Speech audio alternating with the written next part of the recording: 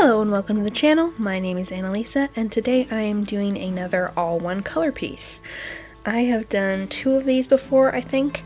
So my first one, I think it was the first one, was back in February and it was for Valentine's Day. I did the Queen of Hearts, which I'll pop up a picture of on the screen, and the video for that will be linked below.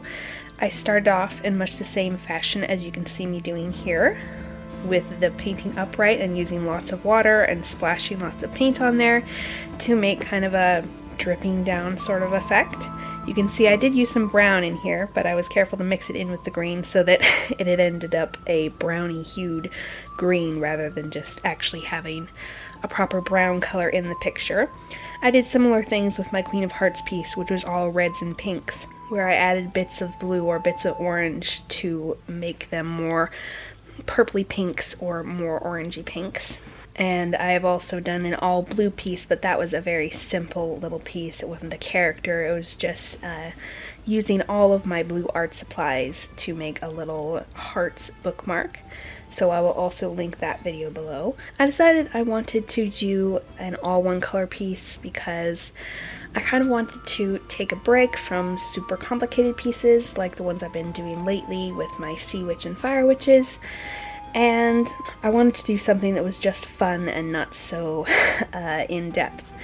And so I thought that doing sort of an experiment with trying out sort of fun watercolor techniques and trying to use just one color to make a whole illustration would be really fun and interesting, and kind of give me a little bit of a zhuzh because I was feeling a little bit down about watercolor painting after, well, a bit burnt out after all that art I did during October.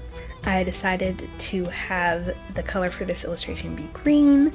I don't think I really had a color in mind particularly until I did the sketch, and I was just trying to do a simple but enjoyable sketch, and I came up with the idea of an herbalist walking through the forest with her cat.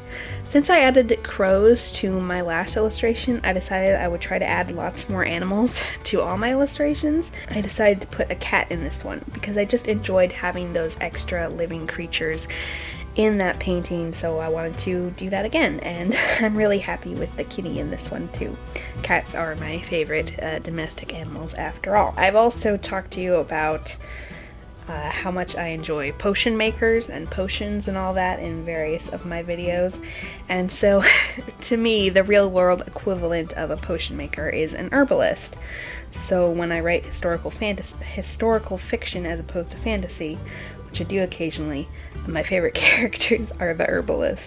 I love herbalists, so I came up with this concept of a sensibly dressed herbalist, dressed kind of warmly with her shawl over her shoulders, and she's got a nice walking stick that's a little funkily formed, and she's got her little basket already partially filled with herbs, and she's continuing to look for more, and she's got her little black cat with her. And for things like the black cat and her walking stick and her basket, what I did to add those different hues but also have it overall be green is I put down a layer of that other color, like black or brown, and then put a fairly thick layer of green over it.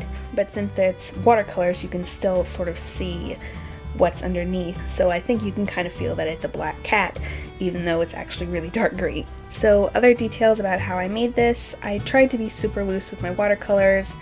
I wanted to recreate the effect that I got with the Queen of Hearts because that is one of my favorite pieces to date.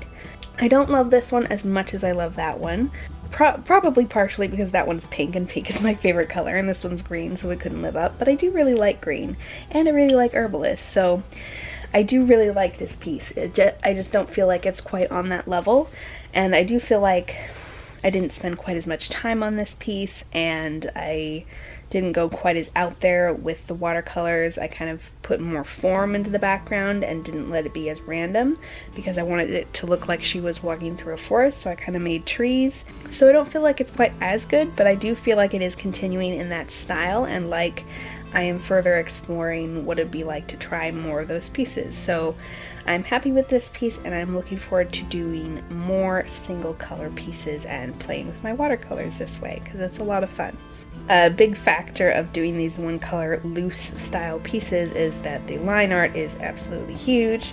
It really defines things and makes them look like they're an actual picture of something and not just a bunch of colors splattered on. And it's also a lot of fun to do the line art for these pieces because you really feel it come alive kind of all of a sudden, whereas while doing the watercolors it feels like you're taking forever and the effect kind of gradually builds up. But with doing the line art on top of these colors, there's kind of some instant gratification, which is always kind of nice. I really enjoyed doing the background for this piece, particularly because I was taking sort of random color splotches in the background and turning them into the forms of trees and the forms of leaves and bushes and stuff, so that was a lot of fun. Also, I'm not totally sure I succeeded with this, but this character is supposed to be darker skin. Particularly, I kind of see her as being Hispanic, but it's pretty vague because I do my faces pretty cartoonish, pretty stylized. There's not a lot of specificity there to be able to tell what race someone is or what shape their eyes and everything, facial features are. So the reason I decided to do that was, one, I haven't drawn or painted a person of color in a while, and I want to do a fair number of those pieces and not just paint white people all the time. And also because occasionally, like this is what happened with my pirate piece quite a while ago. It was around the same time as the Queen of Hearts one, but I just drew the face, just trying to draw a face, and the way it came out just looked kind of Hispanic to me. So that's why I made the pirate skin darker, and then this girl, as I was drawing her sketch, she looked, her face looked somewhat Hispanic as opposed to the other faces I've drawn that have seemed to me more Caucasian. I couldn't tell you specifically why those features look that way to me. Hopefully it's not a stereotype thing, but her face as she appears here isn't exactly like the sketch. But I want to do a lot of these single color pieces, and I don't want them all to be white people. Trying to figure out how to represent a dark skin tone in the wrong color was somewhat of a trial for me. At first I felt like it was too dark, and then I used various other colors to lighten it up and eventually got to this one so that it is darker, so that her skin tone is darker than her dress but lighter than her hair, and I think that turned out pretty good and looks like a Hispanic person who's been put into green scale rather than just a random elf with green skin. She does also have pointed ears. And I gave her curly hair because I like drawing curly hair. I realize I've done a lot of curly hair lately, but you know, it's fun to paint. So that is my all green piece. Thank you so much for watching, and I'll see you in the next video. Bye!